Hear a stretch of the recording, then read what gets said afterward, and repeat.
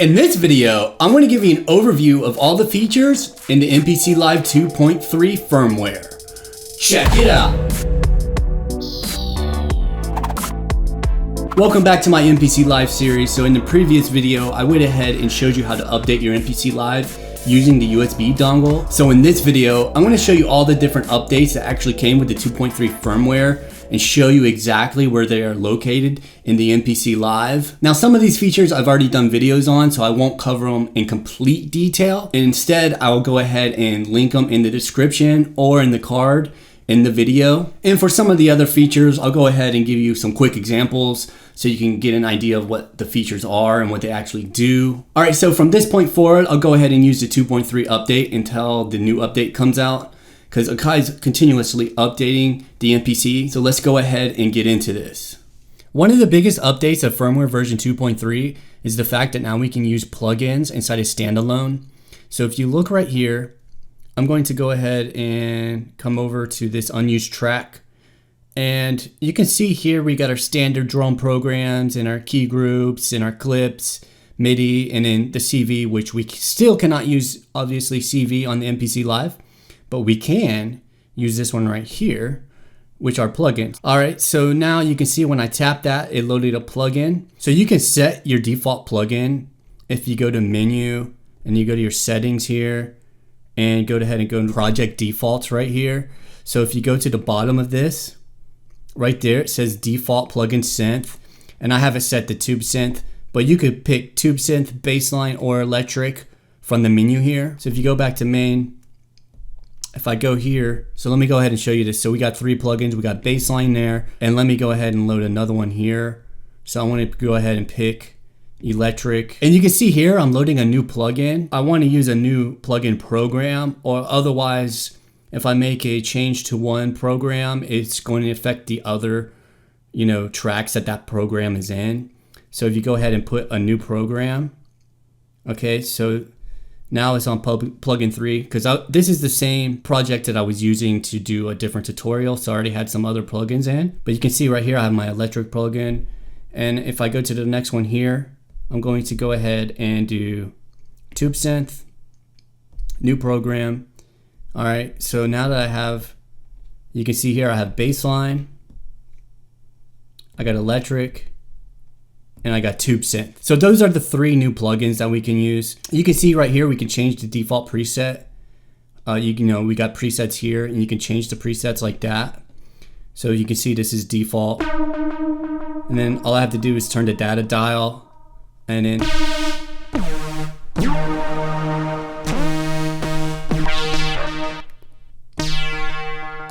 we got different presets. But if you want to actually go in there and tweak the presets, go to menu, program edit. So this is going to take you over to the main GUI window for that plugin. All right, so this plugin is tube synth, and I'm not going to go into too much detail because these plugins definitely need their own video. But this is tube synth. This is what it looks like. You got 3 oscillators. You got your mixer here. You got your envelope right there. You can affect your filter envelope, your amp envelope, your LFOs. You got different setup, controls here, and you have effects. You got chorus, delay, reverb, compressor, and hype. So that's pretty much that there. If you come back over to main, that tube synth is kind of like a polyphonic synth. You can get a bunch of different sounds out of that. You got electric here. So if you go to menu, program, edit, this is supposed to be like an emulation of an electric keyboard. All right, so you have the pickup, L magnet. So you have different things in here to go ahead and simulate an electric keyboard. All right, so here are the different windows you got. Just going to show you through here, and you got these on the side to turn on and off different features. All right, and then we have right here, baseline. So if you go to menu, program edit. So this is baseline. You got your oscillator, filter, and envelope. Okay, you got your velocity section, master section with drive. You got 2 different kind of drives to that. All right, and then we got a chorus, we got a delay, we got a compressor and hype. All right, and another good thing to note is this is variable waveform. So you can actually change the different waveforms. It actually looks better if you do it like this. You can see right there, you could change the waveform.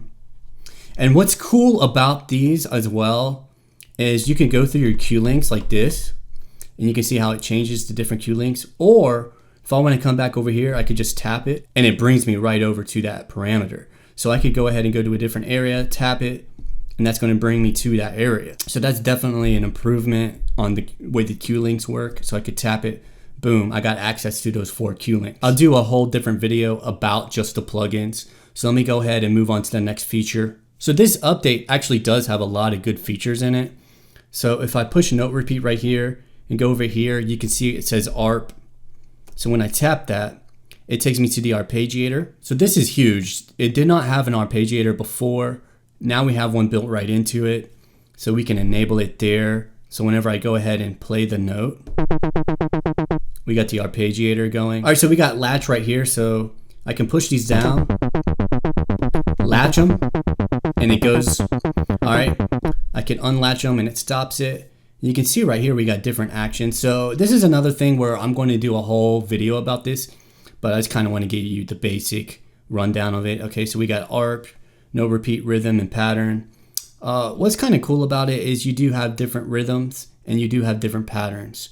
So if I go to pattern and if I come down here, I can pick different, this right here, you can see it says bass rhythm. I can pick different patterns. So if I come over here,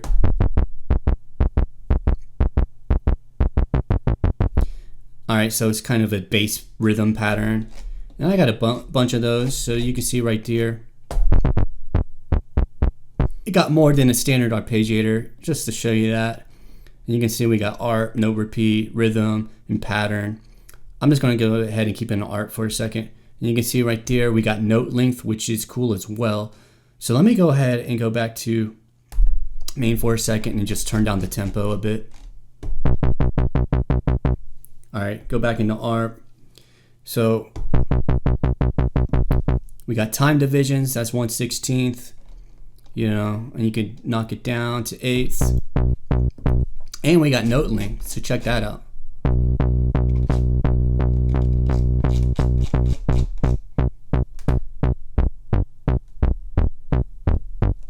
All right, and then you got velocity as played, you got swing, so you can swing it. And that kind of changes the rhythm of it too. So that's pretty cool right there. Bring it back to normal. And then we got the ARP, the different ARP modes right there. You could do random. Okay, so this kind of gives you an idea of everything. So you can see how many there are. So I don't want to cover all of this now. But just know that there are different things. We could pick the different octaves, 2 octaves, variation normal, variation 1. And we got sustain pedal latch and latch mode reset right there. So that's the Arpeggiator. Let me go ahead and get out of there. So the next kind of thing we got is we got split events. So let me go ahead and show you what this is. So I did load a drum track on here to give you an idea. So you got this drum pattern going, right? So if I play it,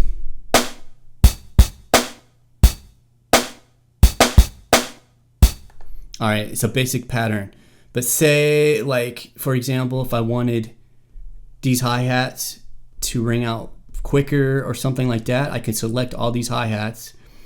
I can go ahead and edit the end length, so it's a little bit longer here. I can go back to main, go to the pencil tool here on the track. Now I'm getting into different things that I haven't covered yet, but I kind of just want to show you where they're at so you can see right there, split events. I can pick any interval above 1. Obviously, you can't split 1 into 1.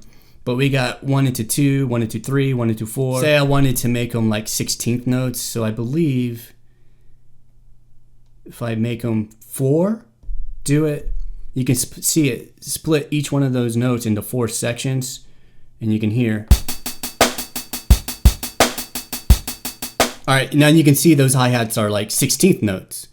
All right, so just to give you another example, let's say I want to mess with this snare drum right here at the end. I'll go ahead and edit the end length of that, make it longer, okay? And then I can go back over to main, split events, and say I wanted to make it like a triplet at the end there. I could do that. So whenever it gets there, it's going to play that triplet. So it's playing the rhythm, triplet.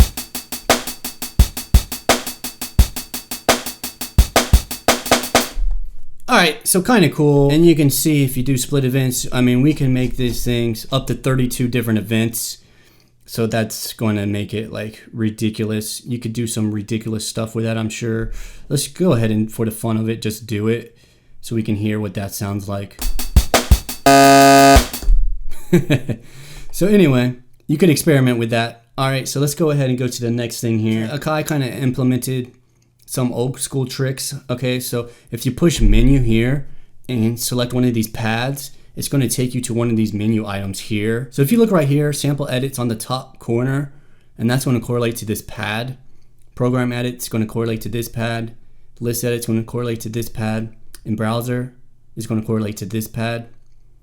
So let's say I wanted to go to the sample edit function from this window. I can go to menu, tap that pad. It's going to take me right over to the sample edit. All right, so now I can use this for anything. And eventually, once you use this feature enough, it's just going to be like second nature. So like if I want to go to pad perform, I'll just be like, boom, I'm in pad perform. It's just going to be a natural thing, which is actually really good because it saves you from going click, click. Like I want to go to the sampler, boom, sampler.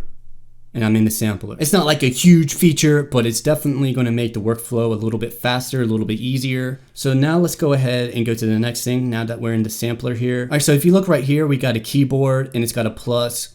So what this is auto sample.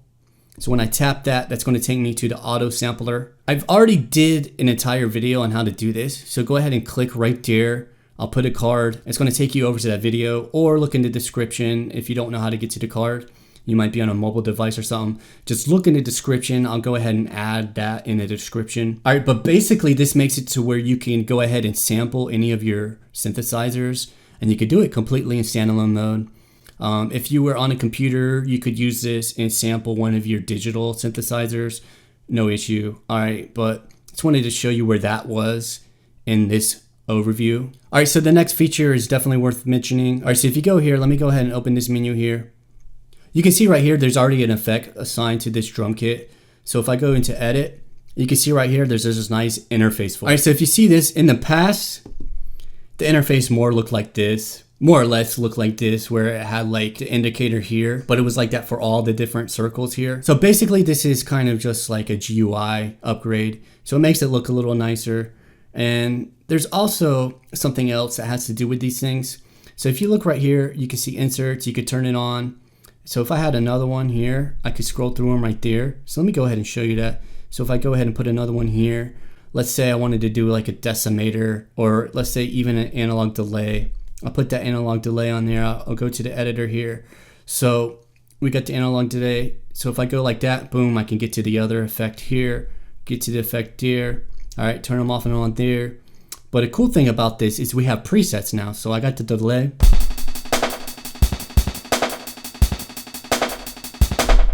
But I have presets, so check it out. Here are the presets.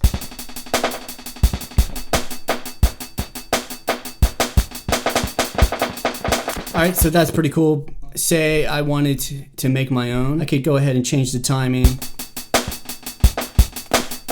Or I could change the feedback. Maybe I wanted a ridiculous amount of delay on there. And say I was happy with that, right? I could go ahead and go to save. And then I could name it whatever I want, like repeat whatever right there. Say like repeat 2 or whatever. Do it, and then I could save it right there in that folder. All right, so I'll go ahead and save it just so I can show you. You can see right there. So whenever I go ahead and try to open that, you can see right there, that preset is saved in that folder. So I can select it and load it, and then it loads it up right there. All right, we didn't have this feature before, so that's definitely an improvement. And if I didn't mention this before, you can save presets inside of your synthesizers as well. All right, so another new feature with the MPC 2.3 update is crossfade. All right, so I just made a key group program. So if you listen to this, you can hear a little bit of clicking right there, okay? All right, so let me go into here, sample edit. So if you look at here, I got my start, end point, and then, you know, I have my loop point. Now, every time it loops, it kind of clicks, and it's very apparent that it's looping right there. It's clicking. So a way to kind of smooth out that clicking is with crossfade. All right, you can see right here, I'm in the sample editor, I'm in trim. I need to take loop lock off. And then I need to have my sample loop on forward. All right, so you can hear, if I push this pad again. All right, you get that clicking. If I push crossfade, you know, there's two different modes. We got linear and we got equal power. So I'm gonna keep it on linear for now. All right, so what I'm gonna do is hit this pad so it keeps looping, and I wanna push crossfade and kind of mess with the settings. So I'm gonna hit that pad, it's gonna loop. I wanna change the length.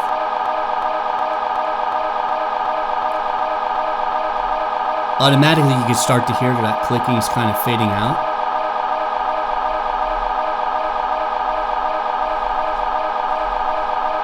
And the more that I put it up, the less you can hear that clicking. Now it's pretty much gone at this point, pretty much almost gone, but I could kick it up even more, or I could also tap in there, and let's just say I wanted to do like 600 samples. So now when I play that sample, you don't hear that clicking. So whenever I go back to the main here, I can play this key group. So go ahead and listen to it.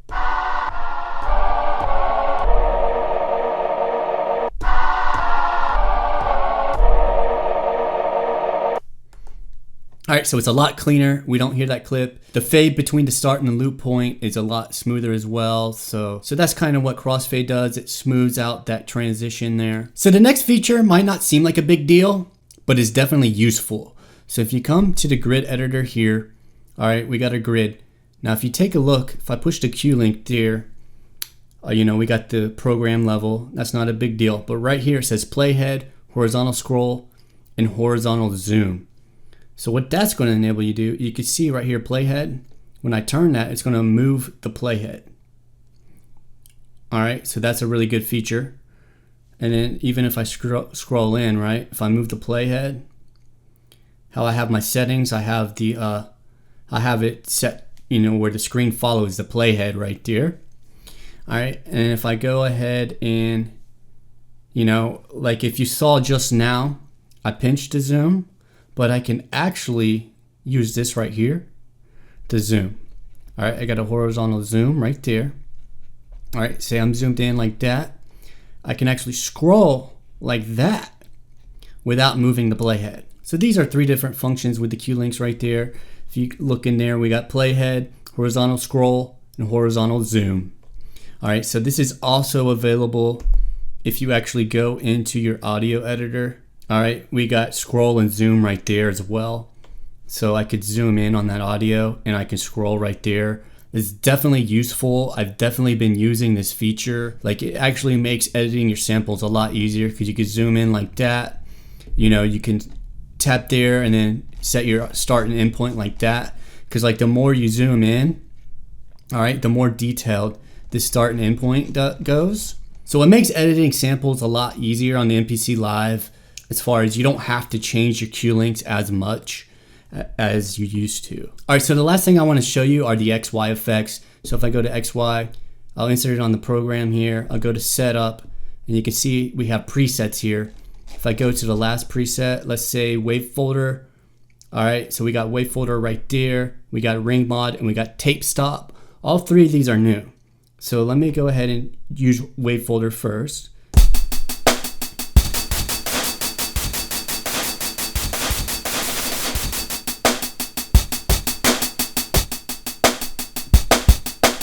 All right, so that's wave folder. All right, we got ring mod, so let me go ahead and play this so you can hear ring mod.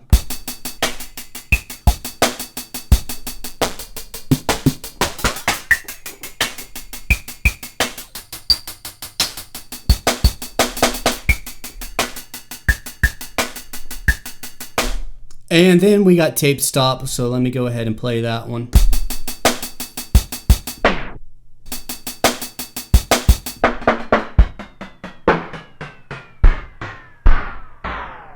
All right, so there you have it. That's all the new features in the 2.3 update.